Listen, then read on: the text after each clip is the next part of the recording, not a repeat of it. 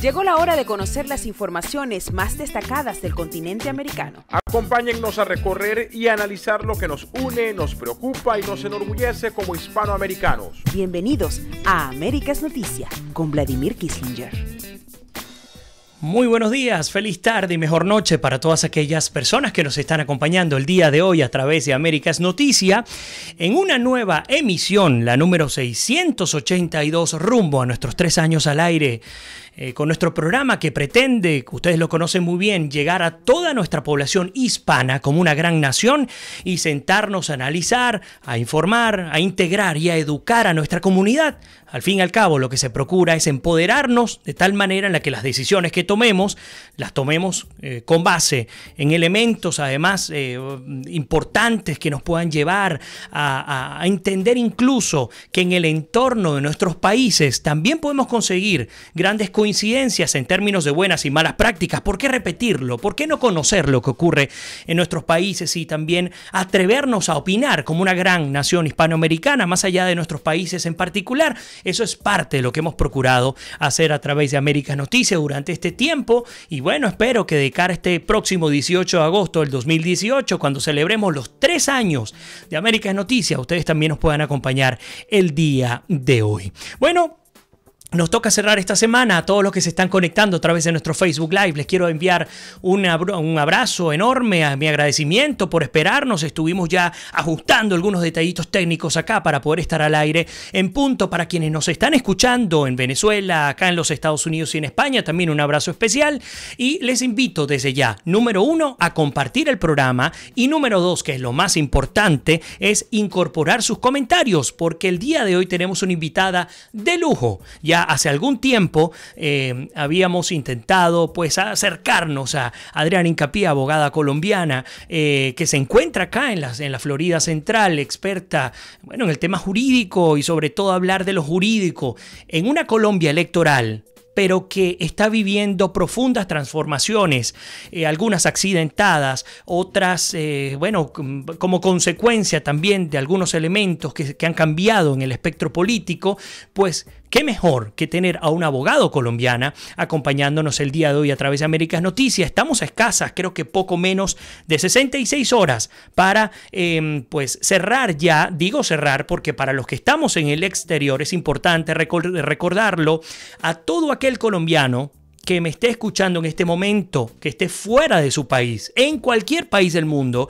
Usted tiene un deber con su país. A pesar de que es un derecho, pues también uno tiene un deber como ciudadano. Y el deber como ciudadano es que más allá de que usted esté o no en su país, es su tierra, es su sangre, son sus orígenes, es su gente la que está allí. Y por lo tanto tiene desde el 21, que ya arrancamos, el lunes 21 de mayo, hasta este 27 de mayo, para poder ejercer un derecho que nosotros los venezolanos quisiéramos tener. Créanme. Quisiéramos tener, los cubanos quisiéramos tener ese derecho, los nicaragüenses quisiéramos tener ese derecho. Entonces por eso es que con tanta vehemencia llegamos a todos ustedes para pedirles no cometan los errores que cometimos nosotros en el pasado. Desde Alaska hasta la Patagonia, entérate de todo lo que pasa en nuestra América. Bien, y ahora sí comenzamos con Adriana Hincapié. Bienvenida a tu casa, Adriana, encantado. Gracias Vladimir, muy gentil. La verdad es que para nosotros es un verdadero placer, sobre todo porque hemos abordado desde el punto de vista exclusivamente político el tema de Colombia, pero necesitamos también entender qué pasa desde el punto de vista del aspecto legal.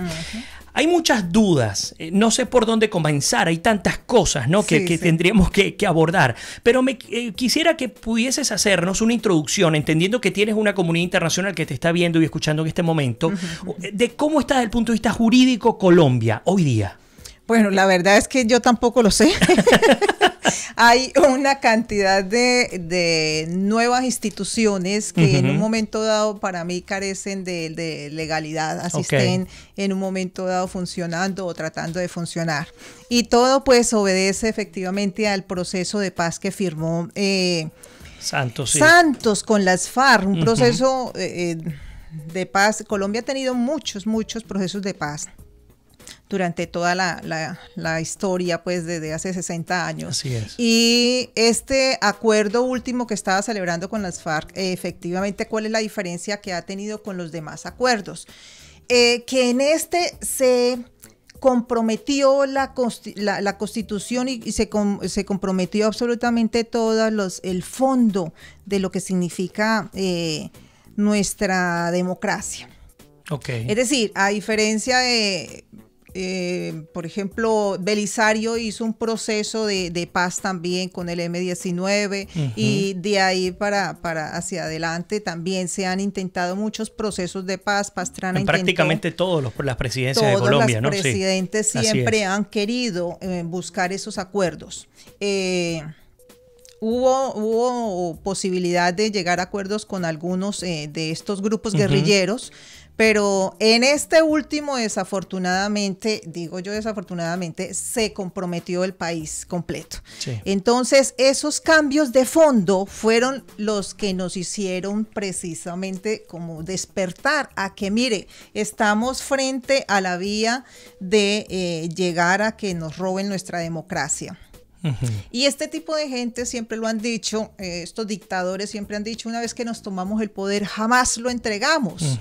Y tenemos tantos ejemplos y de verdad te digo con todo el dolor en mi corazón, tener que poner de ejemplo Venezuela. Porque pues para nadie esperaba una situación de esas en un país tan rico, tan poderoso, un país tan demócrata como era Venezuela, que hoy en día estemos hablando de él y poniéndolo como un ejemplo de peligro frente a las instituciones, pues la verdad que sí nos asusta y nos duele. Ahora, fíjate que además te agradezco digamos, el acompañarnos, ¿no? En este momento también tan difícil que vive Venezuela. Adriana, me salta al tintero una pregunta. ¿Crees que hoy día el punto central de la discusión política en este proceso de elecciones que se va a llevar el día domingo está asignado por ese acuerdo de paz? ¿Crees que es el punto focal en el cual pues todos los candidatos están girando alrededor de ese, ¿sabes?, de ese magneto? Necesariamente es un punto supremamente importante para cualquiera de los candidatos, porque de hecho pues viene en ejecución. Sí. Sin embargo, lo que de pronto no han tenido en cuenta es la posibilidad que tenemos los colombianos directamente, independiente de cualquiera que sea el presidente, de poder buscar un referendo derogatorio de lo que es efectivamente todos esos acuerdos. ¿Qué se podría hacer? Sí. Pero te pregunto, discúlpame que te ataje. Si el 2 de octubre del 16, creo que fue esa fecha, se llevó a cabo el referéndum consultivo, este plebiscito, porque fue un plebiscito, y ese plebiscito ganó el no, aunque una terrorífica, mejor dicho, abstención del 62%, pero al fin y al cabo ganó el no, y aún así se implementó. ¿Qué validez y qué credibilidad le puede dar el pueblo colombiano a una posible opción de un referéndum derogatorio? Sí, mira ¿Por qué sí ahora? Lo que sucedió efectivamente son leguleyadas, como lo llamamos nosotros.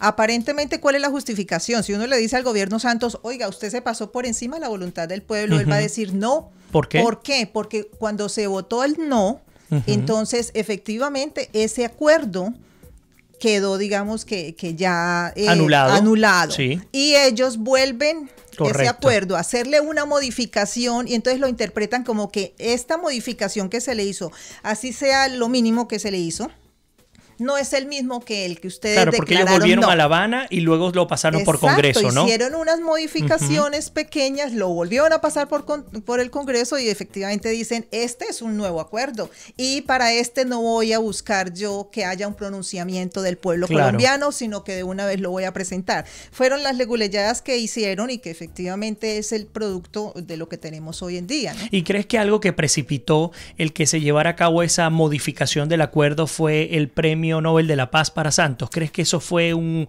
punto de presión? Sí, yo sí creo, definitivamente, porque él estaba totalmente enfocado a que o se da o se da. Claro, y de empecinado hecho, estaba. Total, y de hecho recordemos que la celebración del acuerdo de paz que se hizo en Cartagena fue previo al plebiscito. Entonces, cientos era de millones de dólares además en ese acto, un gasto ¿no? innecesario y un gasto donde efectivamente después el mismo pueblo dice, oiga, no queremos ese acuerdo, y no lo queremos no porque no querramos la paz. ¿Quién no quiere la paz? Un buen punto. Y es que efectivamente el gobierno colombiano utiliza una herramienta donde preguntarle a la gente que si quiere la paz o la guerra, pues obvio, es de naturaleza humana de decir. De cajón, como uno dice así. Es como decirle, ¿usted le quiere el odio o quiere el amor? ¿O usted quiere la vida o quiere la muerte? O la muerte, correcto. ¿Quién no va a decir que quiero la paz, el amor y la vida? Por supuesto. Entonces, pero aún así ganó el no. Interesantísimo. Exacto. Que aún manipulando la pregunta, porque en efecto la pregunta fue el punto de vista de redacción, manipulado como para que te vieses obligado a decir que sí, pues la gente dijo que no. Ahora, pero entonces vemos, aunque hay más candidatos, vemos a 5 que están en la carrera, que son los fuertes. Es decir, tenemos a Duque, tenemos a Petro, tenemos a De la Calle, a Fajardo y a Vargas Lleras. Ninguno ha dicho que va a eliminar el acuerdo de paz. Exacto. Eso es una realidad. Es decir, aún posiblemente ganando Duque, entiendo que al menos hasta el cierre de la edición del día de hoy, no lo eliminaría. ¿Qué significaría eso? Si no lo eliminas, pero tú estás en contra del acuerdo de paz, ¿cómo puedes jurídicamente irte por una vía alterna? Además, teniendo a una jurisdicción especial de la paz que la tienes aquí en el pescuezo, como decimos en criollo. ¿Cómo llevas eso en la práctica? Bueno, definitivamente es que también tocar el tema es algo impopular en estos momentos de elecciones. Okay. Entonces, aunque algunos lo han dicho de frente, vamos a respetar ese acuerdo, y por supuesto porque están inclinados, y de hecho, por ejemplo, De la Calle sería imposible que dijera que no lo va, el creador, si él fue el que lo hizo. Por supuesto. Sí, y Petro, pues obviamente hace parte también de sus amigos de las FARC. Pero Duque lo que sí ha dicho es que él le va a hacer modificaciones trascendentales. Correcto. Y dentro de esas modificaciones precisamente está el hecho de la impunidad, que en estos momentos está consagrada. Porque si bien es cierto que durante los procesos anteriores de paz que se ha celebrado con las guerrillas, hubo unos indultos, unas amnistías a favor de los guerrilleros, incluso de los paramilitares. Ellos de todas formas pagaron unas penas de cárcel, así sean mínimas, con relación a los grandes delitos que cometieron, pero lo hicieron, es decir, cumplieron con la sociedad, porque para eso es la justicia, para que efectivamente la sociedad vea que sí se está cumpliendo con el deber de respetar ese reglamento jurídico. Y ni decir la reparación de las víctimas, ¿no? Que eso es otra cosa que brilla por su ausencia. ¿Dónde está la reparación de las víctimas? ¿Dónde está la entrega de los bienes y los haberes de la FARC, ¿no? Como grupo. Pero sostienen que no tienen nada. Bueno, no tienen nada, pero les acaban de confiscar más de 60 automercados, ¿no? Para ustedes contar las caletas cosa que yo tampoco entiendo, y me gustaría que nos explicaras ese tema. La ONU sirvió como garante en la implementación del acuerdo de paz. Hay muchas críticas en torno a la ONU, no por Colombia. En general dicen que la ONU es un gran cartel que controla los destinos de nuestro mundo, independientemente de si benefician o no a sus pueblos. ¿Coincides con esa opinión? Totalmente de acuerdo, y de hecho cuando subió Trump también le dijo, un momentico, yo a ustedes les voy a tomar también la lección, porque lo que se ha visto es eso, como que hay una protección casi que a la impunidad en el mundo entero. Entonces, ¿hasta dónde? Según los intereses de los que mandan, de los que gobiernan. Sí, es un punto que la verdad que no confiamos en que sea la ONU garante de ningún proceso en el mundo. Ahora, fíjate que algo interesante, hablando justamente del tema de la ONU, es que en efecto hay más de 700 y tantas caletas de armamento a lo largo y ancho de Colombia. Pero bueno, obviamente hoy no vamos a hablar solamente del acuerdo de paz. Obviamente es inevitable hacerlo. Quiero aprovechar para incorporar algunos comentarios. Por ahí vi Elena Madán, dice, ese acuerdo de paz nunca se debió celebrar en Cuba. Nada se puede celebrar allí. Nada. Lina Escobar también, quien le enviamos un abrazo, dice, Duque no ha dicho que eliminará el acuerdo, sí ha sido enfático en que no debe haber impunidad. Por ahí Pablo Monasterios dice, está muy interesante. Carmen Ana, tú dice, una pregunta para Adriana, ¿ella cree que ese proceso de paz, o mejor dicho, que si crees en ese proceso de paz firmado en Colombia?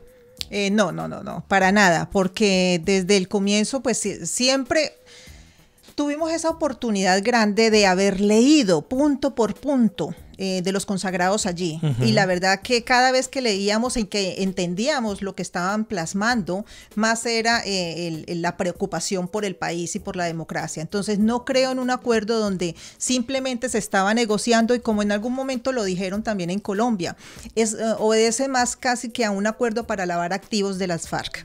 Y ese proceso, sí, ese acuerdo, en ese sentido, por supuesto que no, por eso no creo en él.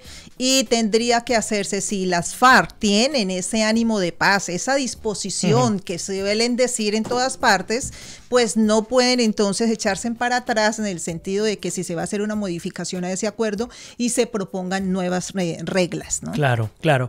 Hablando justamente del tema de la FARC, algunos dicen que las FARC son un grupo guerrillero y otros tantos hablan de la FARC como un grupo narcoterrorista. ¿Cómo lo describirías? No, por supuesto, de pronto nació hace 60 años con el ideal de la revolución a favor de los pobres, pero eso fue cambiando rápidamente, donde ya el punto era cómo autofinanciarse, y por eso empezaron a utilizar de toda clase los secuestros, las extorsiones y obviamente el narcotráfico. El narcotráfico fue la forma mejor que ellos pudieron tener para poder financiarse como grupo guerrillero y también para enriquecerse, porque las fortunas que tienen los jefes de las FARC, que siempre se ha mencionado que están en algún sitio que todavía nadie ha podido descubrir exactamente, es a raíz del narcotráfico. Claro, ¿no? claro. Son los primeros narcotraficantes que tiene Colombia, desafortunadamente. Juan Gómez dice: Petro es otro Maduro, mientras que Tita de Moncada nos saluda por allí desde Madrid, Raquel desde Australia. Bueno, por ahí me están reportando Ignacio Frenhagen, gran colega y amigo argentino que nos acompaña desde Buenos Aires, unos problemas con la voz. Me gustaría que nos digan ahora si se escucha bien la voz de Adriana. Elena dice: tengo una pregunta para la señora invitada. ¿Es posible que en Colombia se produzca un fraude electoral? Muy buena pregunta. Bueno, la verdad es que todos hemos estado también pendientes de eso. Incluso Duque ha pedido también que haya una intervención internacional para que esté pendiente de esos resultados, ¿no? Pues ya ha pasado en nuestros países, no tenemos por qué dudarlo de que también pueda pasar en Colombia, ¿no? El que lo ha manejado como bandera el tema del fraude electoral ha sido Petro. Oh, por supuesto.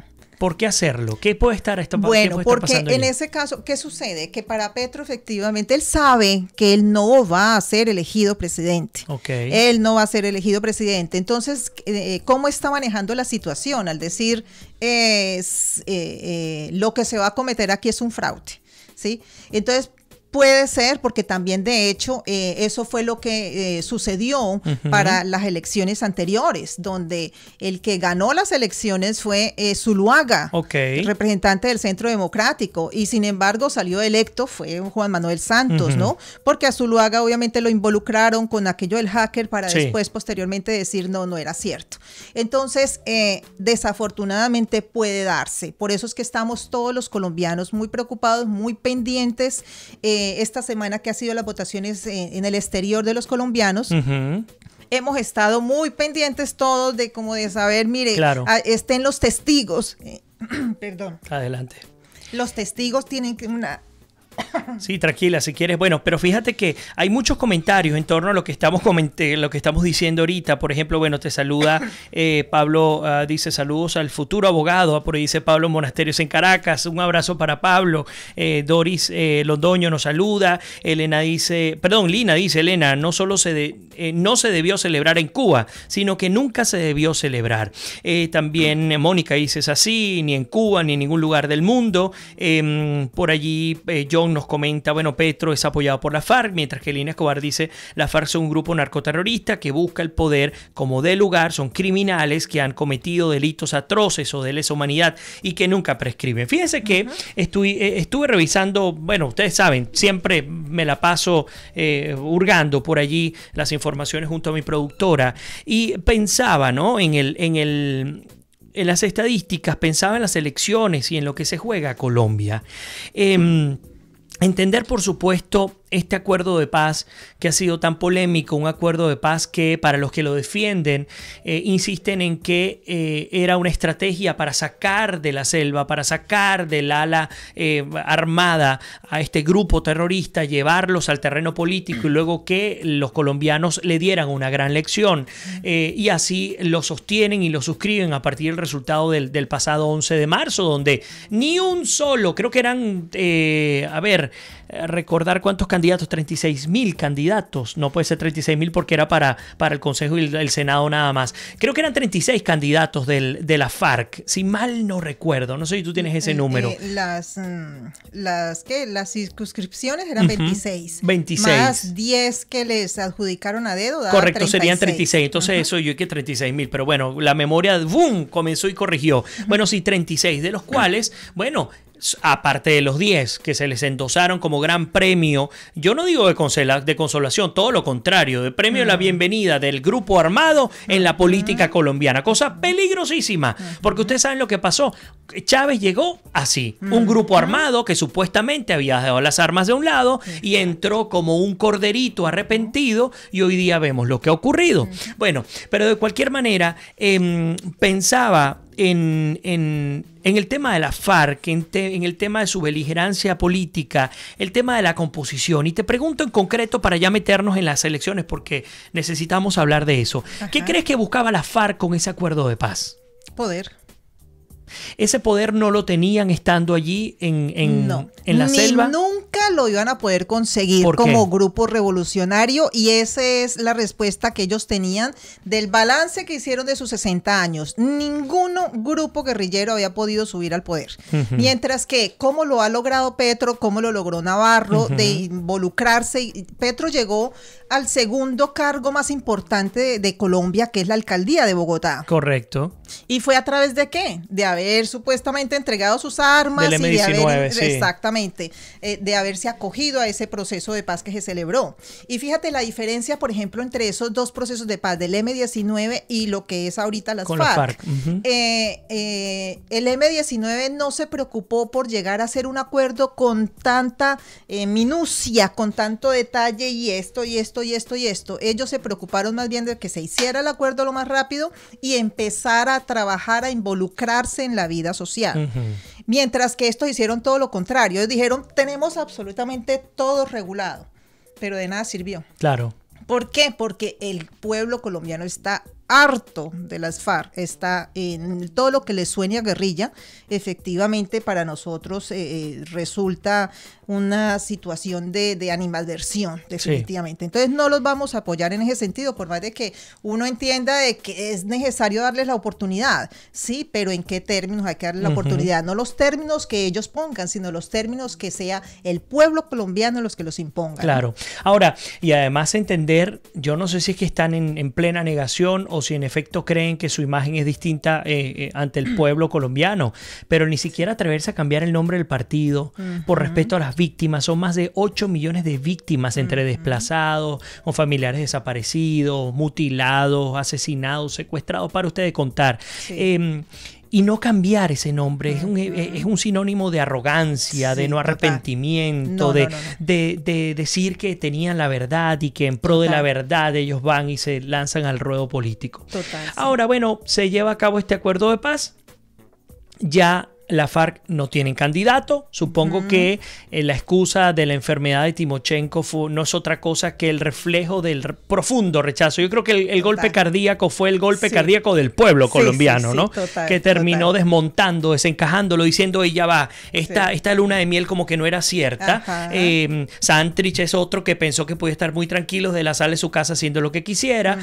Márquez también con su sobrino y con quién sabe quién más. Ahora pues dando lecciones de moral, diciendo que él no está para que lo estén llamando narcotraficante, como si eso hubiese sido, digamos, fuese la última consecuencia de lo que esta gente ha hecho, ¿no? Ya les incorporo los comentarios, por supuesto. Pero entonces, la FARC ya no tienen a su candidato presidencial. Y tenemos a Duque, a Petro, a De la Calle, a Fajardo, a Vargas Lleras y a unos cuantos más, pero estos son los 5 que están en la contienda. Sí. ¿Quién sería para ti o cuáles de ellos serían los mejores candidatos de cara a las intenciones de la FARC, porque puede haber varios, puede haber más de uno. Por supuesto, ¿no? Y de hecho, oh my God. Bueno, dale tranquilo, yo sigo por acá. A ver, que cada vez que me toca hablarle a Adriana de la FARC y de candidatos, pues se tranca. Imagínense cómo son las cosas. Bueno, pero vamos a hacer algo, vamos a leer los comentarios y así aprovechamos todo el aporte. Por allí vamos a ver. Bueno, por ejemplo, te preguntan, John Ramírez te pregunta si crees que Petro es castrochavista. Que sí creo, por supuesto. Y él efectivamente no lo ha podido negar. Él no lo ha podido negar. Y es que no solo que no lo ha podido negar, sino que en la última entrevista que le hizo la W Radio, ajá, que está ahorita viralizada en todo el mundo, le dice el periodista, le habla, Lina, me corrige si es la W Radio o no, creo que era o la W Radio o Blue Radio. Bueno, le decían sobre sus mensajes sobre Maduro y él destacaba muy bien, ya va, sobre Chávez o sobre Maduro, es decir, él coloca como un antes y un después. Maduro, ajá, puede ser cualquier cosa. Ajá. Claro, es un hombre que ya está desprestigiado, que ya no cuenta, uh-huh, con el apoyo de nadie, pero el punto de vista del imaginario, el comunismo en América Latina, uh-huh, Chávez es un intocable como Fidel para, ajá, ese tipo de gente, uh-huh, y es lo que ha ocurrido. Entonces, pues es muy fácil responder esa pregunta, John, de cara a lo que el propio candidato dice, ni siquiera, claro, lo que uno opina, ¿no? Sí, está allí. Raiza González nos saluda, te saluda a ti, dice, conozco muchos colombianos que viven aquí en Australia. Interesante este punto. Qué bueno. Y piensan votar por Petro. Mucha gente no entiende la política. Adriana, es cierto, hay mucha gente que está en el mundo que, sin hablar de los millennials, que ahora vamos a entrar allí, ajá, pero hay mucha gente que tiene años fuera de Colombia, ajá, y que quieren votar por Petro. ¿Por qué crees tú que la gente quiere votar por Petro? Porque información hay. Uh-huh. ¿Por qué están allí detrás de Petro? Yo creo que a ellos les llegó fue también la información que inicialmente trabajó el presidente Santos con relación a la paz, ¿no? Y okay, en un momento dado, lo que yo he preguntado, yo tengo un hermano petrista, uh-huh, que digo, yo no puedo entender esta situación. Y yo te entiendo, los venezolanos nos pasó así en su oportunidad. Es increíble, sí, digo yo no puedo creer, pero de todas formas, él dice, bueno, yo le encuentro a Gustavo uh-huh, Petro, que cuando él ya se incorpora a la vida social, empieza a hacer actuaciones en pro de los pobres. Entonces, pues, claro, yo decía, ¿cuáles son las actuaciones? A ver, miremos un momento, porque la alcaldía de Bogotá, la administración de Bogotá, él salió con más de 591 procesos fiscales, uh-huh, precisamente por mal manejo de dineros. Y para todos es conocido también de la doble nómina, la nómina, uh-huh, paralela que él estaba llevando. Yo tengo un exalumno de la universidad allá en Colombia que él trabajó en la administración y me decía, mire, desafortunadamente éramos muy pocos los profesionales y la mayoría de empleados que había allí en la administración de Petro en Bogotá eran reinsertados, que no tenían ningún nivel académico, que no tenían ninguna preparación, pero que estaban allí. Recibiendo obviamente un sueldo, vigilando más bien. Y sin competencia para cumplir su trabajo. Supuesto. Entonces, eso fue lo que hicieron. Llamar a todos los reinsertados para que tuvieran trabajo allí. ¿Por qué Bogotá entonces está ahorita? Discúlpame, ¿te refieres a los insertados, a los reinsertados a quiénes? A los que se habían desmovilizado. Exactamente. Ok, gracias. Guerrillas desmovilizadas. Entonces, toda esta gente que incluso... Era muy acentuada esa cantidad de personas, porque si tú me dices que hay un porcentaje de 5%, 10% de la nómina, yo podría entender que es una labor loable, pero era un porcentaje importante. Mucho, el doble. Okay. Tanto así que por eso fue cómo infló el presupuesto, cómo malgastó el dinero de Bogotá y con base el gasto público lo disparó. Total. Y que uno decía, ¿dónde están las obras? No, uh-huh, efectivamente. Eso también es corrupción. Sí, nómina, por supuesto. Eso es corrupción, porque la gente piensa que corrupción es solamente robar. Correcto. No, corrupción es también cuando uno utiliza esa norma para favorecerse en algo, correcto, que está persiguiendo. Y él sabía que en un momento dado traer a esta gente para vincularlos en la administración, pues iban a ser sus futuros votantes, ¿no? Uh-huh. Y es lo que está pasando en estos momentos. Entonces, sí, por eso es que uno dice, ¿por qué? ¿Cómo así que Bogotá? Fíjate este ejemplo, Lini, para los colombianos que nos acompañan. En Venezuela, en el 2001-2012 vivió esto que están viviendo ustedes, ¿no? Uh-huh. O que vivieron con Petro en Bogotá. Uh-huh. Por cierto, una ciudad hermosa que tengo el placer de conocer. y comenzaron a despedir a los grandes ingenieros técnicos de la gran PDVSA, de Petróleos de Venezuela, esa gallina de huevos de oro, pero de 24 quilates que tenía Venezuela, ese pulmón económico. Abría la boca PDVSA y lo que botaba era dinero, ¿no? Sí, sí. Bueno, los despidieron uno a uno. A todos, Adriana. Y metieron a individuos sin competencias. Entonces en Venezuela comenzó una protesta en su oportunidad que era: respeten la meritocracia. Tiene que haber respeto a la meritocracia. Tiene que haber competencias, haberte ganado a pulso esos cargos. Bueno, eso se acabó en Venezuela. Y hoy día la empresa pesada, la empresa intermedia y la empresa liviana son grandes cementerios industriales en Venezuela. Ok, eso exactamente es lo que se vivió y lo que pretende restablecer ya en el gobierno completo si llegara a ganar Petro, ¿no? Pero afortunadamente los colombianos hemos tenido como esa oportunidad de abrir los ojos y gracias a Álvaro Uribe, definitivamente, él empezó a decir, mire, al principio uno decía, de pronto no demos la oportunidad, no, pero cuando empezamos a ver absolutamente todos estos cambios y unos cambios que perjudican al país, todo le da la razón. Yo sabía que esto iba a pasar contigo, sabía que la reunión, este encuentro iba a ser fascinante, todavía te quedas acá, nos queda un segundo bloque, pero nos hemos robado 8 minutos de nuestro primer bloque de programa, así que les pido, no se vayan, continúen incorporando los comentarios, muchísima gente querida que está conectada en este momento. Vamos a una pequeña pausa y ya regresamos con muchísimo más de América es Noticia en nuestra emisión número 682.